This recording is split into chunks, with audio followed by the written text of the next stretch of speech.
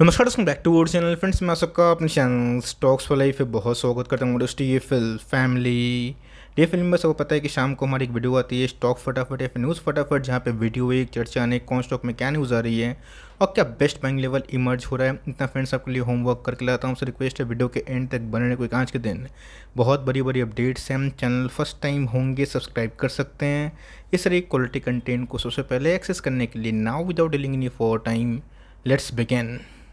बात की जाए बाजार की, आज हमें एट द एंड में थोड़ी बहुत प्रॉफिट बुकिंग देखने को मिली, बट इसी बीच में अगर आप देखें तो एफ की जो सेलिंग की फ्रीक्वेंसी थी वो थोड़ा बहुत कम होता हुआ दिखाई ज़रूर दिया है। डी की तरफ से मार्केट को सपोर्ट तो मिला है, उनकी परचेज हमें देखने को मिल रही है, बट अगर आप देखें तो थोड़ा सा ही देखने को मिल रहा है। तो अपने आप में 18,000 का लेवल अभी के टाइम में बहुत ही क्रूशियल लेवल दिखाई ज़रूर दे रहा है। इसमें गैस एक राहत भरे आंकड़े हमें देखने को मिल रहे हैं। आप सबको पता है कि मार्केट में जैन के महीने में अच्छी खासी फॉल हुई थी, बिकॉज उस समय एफ मीट का आउटकम नहीं आया था, MPC मीट का आउटकम भी नहीं आया था, जिसके वजह से जो नर्वस FIIs हैं उन्होंने अच्छी खासी बिकवाली करी थी। जब कैसे बड़ी बिकवाली होती है तो निफ्टी में और सेंसेक्स में थोड़ी बहुत कमज़ोरी होती है।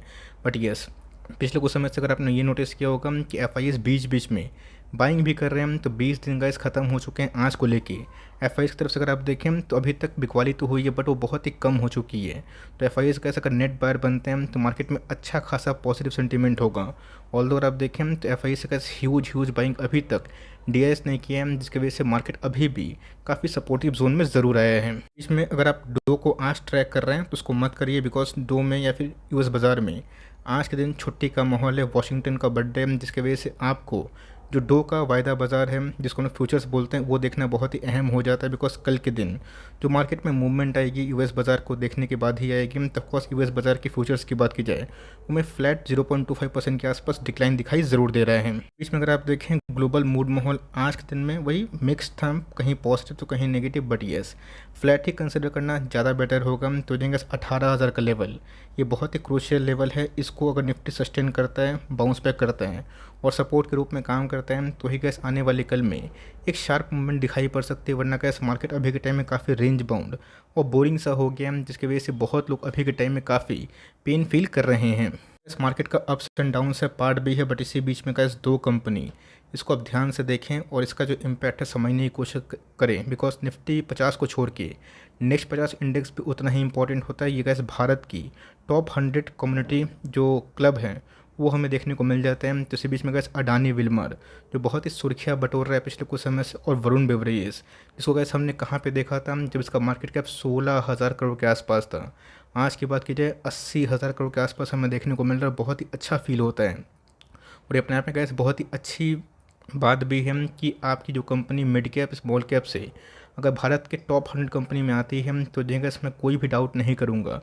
अगर VBL का परफॉर्मेंस ऐसा ही रहा आने वाले 10 साल में 5 साल में, अगर ये इंडेक्स 50 का स्टॉक भी बन जाए, को अच्छे से पता है कि मार्केट में अभी के टाइम में क्या परेशानी देखने को मिल रही है। वेरियस रीजंस हैं, चाहे वो जियोपॉलिटिकल इवेंट को आप देखें, रेट हाइक देखें, और एक कंसर्न का मैटर जो बीच बीच में वेस्टर्न कंट्रीज़ द्वारा उठाई जा रही है इंडियन स्टॉक मार्केट को लेके। उसके बावजूद भी अगर आप देखें तो वरुण बेवरेज में गैस आज भी हमें अच्छा खासा कारोबार होता हुआ देखने को मिला। आज के डे हाई की बात की जाए 1334 के आसपास है, तो 1350 के आसपास एक रेजिस्टेंस को मिल रहा है। अगर ये उसको पार होगा तो बहुत ऐसा एनालिस्ट का मानना है कि शायद से आने वाले दिनों में ये 1350 के भी आसपास चला जाए। और ये 1550 टारगेट था। एनीवेज अगर आप देखिए VBL एक बहुत ही कंसिस्टेंट कंपाउंडर और मल्टीबैग कर रहा है पिछले कुछ समय से। इसने बहुत enormous amount of wealth create किया है और स्टॉक मार्केट की डार्लिंग की बात की जाए वो कही जा रही है और नंबर्स ही बहुत ही अच्छे थे। और सरप्राइजिंगली अगर आप देखें तो 84,000 करोड़ के आसपास मार्केट कैप होने के बावजूद भी, इतनी रैली होने के बावजूद भी प्राइस ट्रेडिंग 56 के आसपास है। तो मेरा ऐसा मानना है कि इस कंपनी में आप SIP कर सकते हैं। मेरी समझ के तो थोड़ा सा बाहर है कि अडानी विल्मर को इतना जल्दी इसमें पोजीशन क्यों मिला, बट यस अगर VBL को मिला है तो अपने आप में ऐसी बहुत ही रिमार्केबल साइन मुझे long term investment point of view से ज़रूर लगती है। कोई गलत वे से मत लीजिएगा। अडानी विल्मर की बात कीजिए, मैंने क्या बताया कि इसका इस इंडेक्स में आना ये काफ़ी लोग को रिलीफ करेगा। बिकॉज अडानी ग्रुप के कुछ ऐसे शेयर हैं जो ठीक ठाक रीजनेबल भाव पे ट्रेड करता है। रीजनेबल इन द सेंस क्या, अगर आप दूसरे स्टॉक से कंपेयर करें तब कोर्स का रिलीफ वाली बात इसलिए हो जाती है बिकॉज इंडेक्स में आएगा, टॉप 100 कंपनी होगी। तो ETF की बात की जाए या फिर जो पैसे फंड मैनेजर की बात की जाए वो गैस जितना वेटेज होता है उनको ये फॉलो ज़रूर करते हैं। तो लोग मुझसे पूछते हैं कि सर अडानी विल्मर में मैंने इतना पोजीशन बनाया है, 600-700 के आसपास बाइंग प्राइस है। तो ध्यान रखिएगा दोस्तों, अडानी के ऊपर जो केस चल रहा है या फिर जो न्यूज़ आ रही है इसका डेप्थ कहाँ बनेगा, कितना गहराई में जाएगा, ये किसी को नहीं पता। मुझे तो गैस अभी पता ही नहीं है। बट ये पिछले कुछ समय से काफ़ी लोग काफ़ी पैनिक में हैं। तो मेरे हिसाब से गैस जब VBL एक बेटर अपॉर्चुनिटी है तो मैं उधर जाना पसंद करूँगा। येस, मैं इसको लॉस में बेचने की राय इसलिए नहीं दूंगा बिकॉज ऑलरेडी गैस ये स्टॉक आधा हो चुका है। और रही बात प्राइस छोड़ने की, अगर 75 के आसपास है जो अभी भी रीजनेबल नहीं है, काफ़ी महंगा है। तो अगर आप इसको बाउंस में निकलने का प्लान कर रहे हैं तो एक ऐसी कंपनी को खोजिए जिसमें इन्वेस्ट करने के बाद चैन की नींद हो सकती है। तब कोर्स गैस FMCG जितने भी प्रोडक्ट पोर्टफोलियो है उसमें मुझे BVL ज़्यादा बेटर लगता है, प्राइस वाइज भी और वैल्यूएशन वाइज भी और बिजनेस वाइज भी। तो अगर आपको निकलने का मौका मिलता है तब चाहे तो इस पैसा को ही VBL में शिफ्ट कर सकते हैं। निकलने का मन नहीं कर रहा है, लॉस बुकिंग करने का नहीं मन कर रहा है, आप चाहे तो एक सर्टेन लेवल पे बाउंस बैक का वेट कर सकते हो।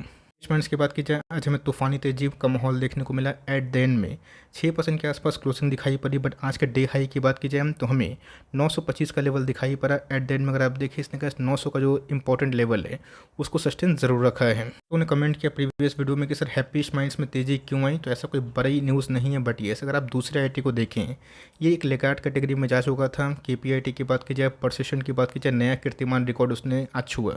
रही बात दूसरी कंपनी भी काफ़ी अच्छा परफॉर्म कर रहे हैं अहेड ऑफ Q4 नंबर्स। इस कंपनी में गैस काफ़ी दम है। पिछले कुछ समय से मैंने क्या बताया कि बहुत ही लंबा कंसोलिडेशन में है। 9 महीना ASM लिस्ट के बाद काफ़ी मोमेंटम इसमें वाइप आउट होता हुआ देखने को मिला। बट कंपनी अच्छी है और इन सब कंपनी में जब तेज़ी आती है तो बहुत ही मजबूत आती है। तो फोमो बाइंग ना करें। यस, स्टॉक की बात की जाए काफ़ी करेक्ट हो चुका है। एक समय मुझे याद है कि 135 का पी था जो घट के 57 के आसपास है। तो उस पॉइंट ऑफ व्यू से अगर आपको हाई ग्रोथ स्टॉक पर निवेश करना है, आपके यहाँ से KPIT निकला है तो ऑफकोर्स ऐसा नहीं कि कोई निकला है तो मुझे किसी को वसूल करना है। Company for long term point of view से अच्छी है, करेक्शन मिल रही है। आप चाहे तो मौजूदा प्राइस में थोड़ा थोड़ा बाइंग कर सकते हो। फिर से अगर आपको 850 870 के आसपास मिले वहाँ पे अपनी बाइंग को और थोड़ा बढ़ा सकते हो। फ्रेंड्स की बात की जाए 6500 200 अभी भी फिर से इनके लिए एक स्ट्रॉन्ग रेजिस्टेंस जोन पे ज़रूर देखने को मिल रहा है। तो फर्दर का जो तेज़ी का अनुमान है 6800 और 7000, ये तब तक पूरा नहीं हो पाएगा जब ये स्ट्रॉन्ग वॉल्यूम के संग 6500 का लेवल है जो 200 का मूविंग एवरेज है उसको नहीं तोड़ता। सबसे गैस ये सब एक लॉन्ग टर्म कंपाउंडिंग मशीन है और JMB है। इन सब कंपनी में अगर आप निवेश करते हैं और डिस्काउंटेड प्राइस में निवेश करते हैं, कोई स्टॉक जितना भी अच्छा क्यों ना हो, अगर आप टॉप में फुल पैसा निवेश करते हैं और डिसिप्लिन को नहीं मानते हैं, एक ही बार में पैसा फुल में निवेश करते हैं टॉप पे, वो सही नहीं है। इसलिए गाइस मैं आपको बार बताता हूँ कि पैनिक में आके कहीं जल्दीबाजी मत बेचिए और एफोरिया में आके खरीदिए मत। आपको भरपूर टाइम मिलेगा। बजाज फाइनेंस की बात की जाए 1-1.5 साल से उसी रेंज में है, बीच में गैस गिरता है और भागता भी है।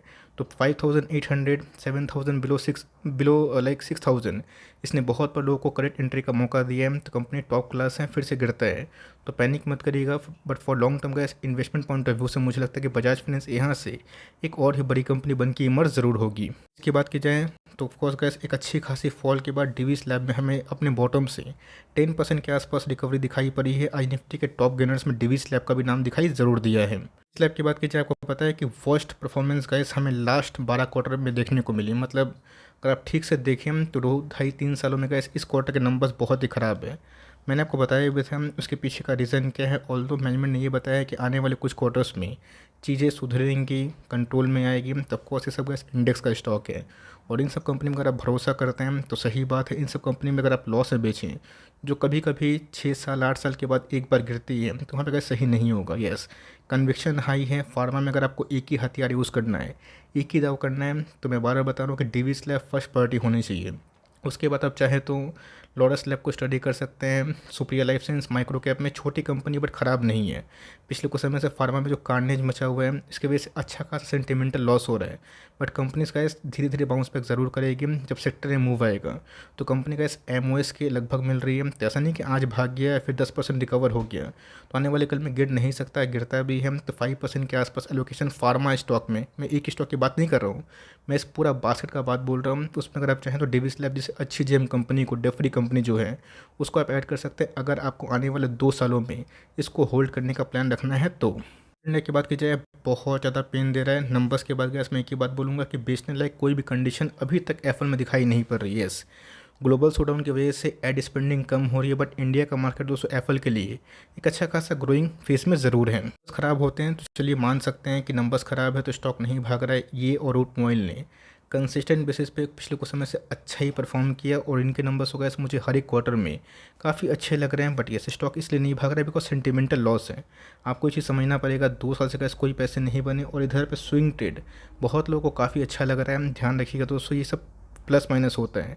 मार्केट से स्टॉक निकलता है तो काफ़ी तेज़ भागते हैं। एक समय का वैल्यूएशन पॉइंट ऑफ व्यू में ये कंपनी भी 140-20 के आसपास थी, जो घट के 54 के आसपास है। कंपनी मिड कैप की है तो एलोकेशन अगर आप ठीक दिए तो होल्ड करिए, बिकॉज मुझे लगता है कि आने वाले 2 क्वार्टर में चीज़ सुधरेंगे। और जो कंपनी अभी स्पेंडिंग में कटौती कर रही है अपने अर्निंग्स को बढ़ाने के लिए, मार्जिन को बढ़ाने के लिए, उनको फिर से अपना स्पेंडिंग को बढ़ाना ही पड़ेगा। तो ऑल दो गाइस F1 ने बताया भी है मैनेजमेंट ने कि इनकी तरफ से इंडियन मार्केट में स्लो डाउन कहीं नहीं है, बट यस ग्लोबल मार्केट में स्लो डाउन होने की वजह से इनके जो बाहर के बिजनेस थोड़ा हद तक अंडर परफॉर्म कर रहे हैं। याद होगा बीच में फाइन ऑर्गेनिक में अच्छी खासी फॉल हुई थी। मैंने 2 लेवल बताया था, 4700 और 4500 के आसपास। और उसके बाद मैंने बताया था कि अगर 4500 सस्टेन नहीं करेगा तो हम लोग 4200-4000 के आसपास सोचेंगे। तो वहाँ से कैसे एक तगड़ी रिवर्सल हमें फाइन ऑर्गेनिक जैसे अच्छे शेयर्स में दिखाई ज़रूर दी है। गैस 5000 का लेवल सस्टेन नहीं करता है तब तक स्विंग ट्रेडिंग होगी, प्लस माइनस होगा। But yes strong resistance gas अभी 5000 के आसपास है। और मुझे ऐसा लगता है कि आने वाले कल में अगर बाजार में कमज़ोर हुई तो ये स्टॉक आपको घटते हुए प्राइस में दिखाई पड़ सकता है। बट कंसिस्टेंट कंपाउंडर के संग कंपनी अभी तक गैस अच्छे ही परफॉर्म कर रही है। जो नंबर्स इन्होंने लास्ट क्वार्टर में दिया था वो एक्सेप्शनली ब्रिलियंट था। तो हमेशा ये उम्मीद करना सही नहीं है कि कंपनी हर एक क्वार्टर में नंबर्स को बीट करेगी। ऑल दो वैल्यूएशन पॉइंट ऑफ व्यू से गैस अभी के टाइम में बहुत ही रिजनेबल हो चुका है। बट कंपनी अच्छी है, पूरे के पूरे जितने भी केमिकल स्टॉक्स है उसमें अभी भी तेज़ी नहीं है। तो मेरा ऐसा मानना है कि जितना भी लंबा कंसोलिडेशन फेज़ हुआ केमिकल की अच्छी कंपनी में, अगर आपको वैल्यूएशन पॉइंट ऑफ व्यू समझ में आता है तो वहाँ पे कैसे बाइंग लेवल का for long term investment point of view से अच्छा खासा समय आ चुका है। फूड की बात की जाए, हिंदुस्तान फूड की आज हमें 3-3.5% के आसपास फॉल विटनेस होते हुए देखने को मिली और बार बार गाइस 600 का लेवल इनके लिए भी स्ट्रॉन्ग रेजिस्टेंस के रूप में काम कर रही है। तो मुझसे पूछते हैं कि सर क्या खरीदें क्या बेचें। मैंने आपको साफ साफ बताया, कन्विक्शन आपका होना चाहिए।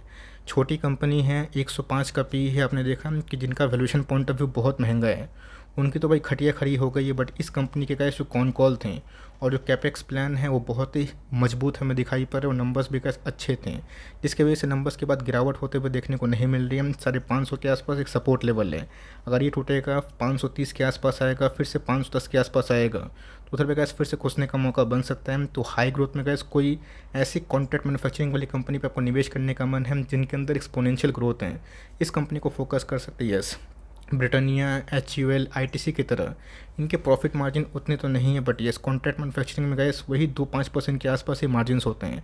अगर आप उससे ओके हैं, थोड़ा सा रिस्क अफोर्ड कर सकते हैं तो हिंदुस्तान फूड में गैस जो लेवल्स मैंने बताया आप उस लेवल्स पे अगर एंट्री लेते हैं धीरे धीरे, कोई जल्दीबाजी करके नहीं, तो लॉन्ग टर्म में गैस मुझे ऐसा लगता है कि हिंदुस्तान फूड एक बहुत बड़ा गेम चेंजर बन सकती है। उनकी बात की जाए, बहुत लोग काफ़ी कन्फ्यूज़ है कि सर नंबर्स तो अच्छे थे, मजबूत थे, कमेंट्री गाइडलाइन सब सही थी। इवन गाइस कंपनी ने ये भी अनाउंस किया कि म्यूचुअल फंड इंडस्ट्री में अपने पाँव को पसारेंगे। उसके बाद स्टॉक क्यों गिर रहा है, तो ऑफकोर्स गाइस कभी कभी गिरावट के पीछे की जो वजह है हम लोग को इमीडिएटली समझ में नहीं आती। तो ऐसा लग सकता है कि म्यूचुअल फंड बिजनेस में जाने के बाद ब्रोकिंग बिजनेस पे कम ध्यान देंगे, बट मेरा ऐसा मानना है कंपनी ग्रोइंग के संग FIS और DS का एकोमुलेशन पिछले कुछ समय से अच्छा खासा हुआ है। कंपनी का इस ऑलरेडी करेक्शन के बाद आधे प्राइस में आ चुकी है, मार्जिन ऑफ सेफ्टी के आसपास है। 11 का पी है तो बहुत ही हाई रिस्क वाली कंपनी मुझे दिखाई नहीं पड़ती है। 3.5% का यील्ड है। तो CDSL और एंजल लोन की जो दोनों साथी है, आप इसको एक कॉम्बो ले सकते हैं। ऑल्दो CDSL का हमेशा चलने वाला स्टॉक नहीं है, बीच बीच में जब मार्केट ख़राब होगा तो स्टॉक भी गिरेगा। बट मेरा ऐसा मानना है कि एंजल लोन में अगर आपको भरोसा है, डेट का इशू नहीं है, कंपनी का ब्रोकिंग बिजनेस आपको समझ में आता है और ये समझ में आता है कि आपको प्रॉफिट हो लॉस हो डजंट मैटर, बट जितने भी डिस्काउंट ब्रोकर है कमाई करेंगे। तो लॉन्ग टर्म में गैस मुझे इनके बिजनेस मॉडल सस्टेनेबल दिखाई पड़ता है। ऑल्दो कॉम्पिटिशन तो बहुत ही ह्यूज है, बट इस कॉम्पिटिशन में भी इस कंपनी ने अपना झंडा को ज़रूर गाड़ा है। बैंक की बात की जाए, पिछले कुछ समय से गैस अनस्टॉपेबल हुआ था और बीच में जो अडानी की न्यूज़ आई थी जिसके वजह से बहुत सारे बैंकों का एक्सपोजर जो RBI ने बोला था कि बताओ कितना एक्सपोजर है, तो ICICI बैंक ने भी बताया था जो अपने हिसाब से गैस इनके इनके साइज़ के अकॉर्डिंग, इनके कासा के अकॉर्डिंग, इनके साइज़ के अकॉर्डिंग बहुत ही कम हमें दिखाई पड़ती है। मानना कैसे अगर आप वेट एंड वॉच करना चाहते हैं वो भी सही रणनीति है। 830 से लेकर 800 और बिलो 800 का मुझे इस कंपनी में वैल्यू दिखाई पड़ती है, बिकॉज इनके अर्निंग्स इतने मुझे अच्छे लगे जिसकी वजह से में थोड़ा एक्सपेंसिव बैंक होने के साथ साथ अभी के टाइम प्राइस शूटिंग गैस 18-19 के आसपास हो चुकी है और कंपनी का साइज़ भी काफ़ी बड़ा है, तो कंपनी मुझे बहुत टॉप क्लास लगती है। और मुझे लगता है कि अगर आपको निफ्टी बैंक में किसी स्टॉक को चूज़ करना है तो इस बैंक को, एचडीएफसी बैंक को फोकस करिए। ऐसे मुझे लगता है कि एचडीएफसी बैंक थोड़ा आउट परफॉर्मेंस ज़्यादा कर सकता है, बिकॉज उसने बहुत ही लंबा कॉन्सुलेशन किया है मर्जर की न्यूज़ के बाद। बहुत लोग बोल रहे हैं कि सर कोटक बैंक में क्या करें, तो ऑफकोर्स गैस कोटक बैंक हमेशा से एक प्राइसी बैंक है, मतलब वैल्यूएशन पॉइंट ऑफ व्यू से। But corporate governance gas Kotak bank जैसा किसी का नहीं है, तो टाइम देना पड़ता है एक बार गैस। और भी जब तेज़ी आएगी बैंक निफ्टी में, एनबीएफसी में, तब मुझे लगता है कि जो next rally of bank NBFC होगी उसमें कोटक बैंक थोड़ा अच्छा परफॉर्म कर सकती है। बहुत लोगों ने मुझसे पूछा कि सर यस पेज इंडस्ट्री के बारे में बताइए, तो ऑफकोर्स बहुत लोगों को शायद पता होगा, नहीं पता मैं बता दूं। जॉकी जो ब्रांड है गाइस, ये इन्हीं के अंडर पड़ता है। और जॉकी कितना प्रीमियम ब्रांड है ये बताने की आवश्यकता गाइस मुझे नहीं है, बिकॉज मुझे लगता है कि बहुत लोगों ने जॉकी का सामान भी यूज़ किया होगा और बहुत लोगों ने प्लान भी किया हो खरीदने का। ऑल्दो कंपनी की बात की जाए 54,000 से गैस अभी के टाइम में 38,000 के आसपास आ चुकी है। लोगों ने गैस मुझसे पूछा कि अगर मुझे प्राइस से डिस्टर्बेंस नहीं हुआ, मैंने आपको साफ बताया कि 3,000 रुपये का स्टॉक अगर आप 10 खरीदें और 40,000 का स्टॉक अगर आप एक खरीदें, तो बात एक ही होती है घूम फिर के। जितना कंपनी ग्रो करेगी उतना ही पैसे बनेंगे। अगर कंपनी स्प्लिट बोनस नहीं देती है तो प्राइस तो बढ़ते हैं, but yes valuation point of view की बात की जाए तो कॉस्ट इस बार का जो नंबर्स आए हैं उसमें क्लियरली स्लो डाउन दिखाई ज़रूर दे रही है। तो उन्होंने मुझसे पूछा कि सर बाइंग लेवल सजेस्ट करें, तो लॉस में ऐसी कंपनी को बिल्कुल भी ना बेचें। अच्छी कंपनी है, बट बाइंग लेवल की बात की जाए मैं 35,000 और उसके बाद 32,000 से लेकर 31,000 इसका वेट कर रहा हूँ। तब कोर्स मेरी जो फर्स्ट इंस्टॉलमेंट होगी वो 35,000 के आसपास होगी। मिला तो अच्छी बात है, नहीं मिला तो कोई बात नहीं। और सेकंड इंस्टॉलमेंट की बात की जाए 31,000 के आसपास है।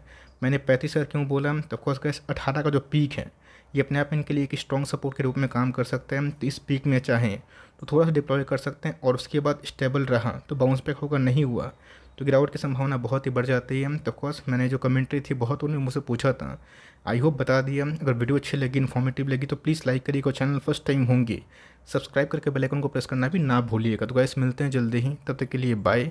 Thanks for listening friends, God bless you all.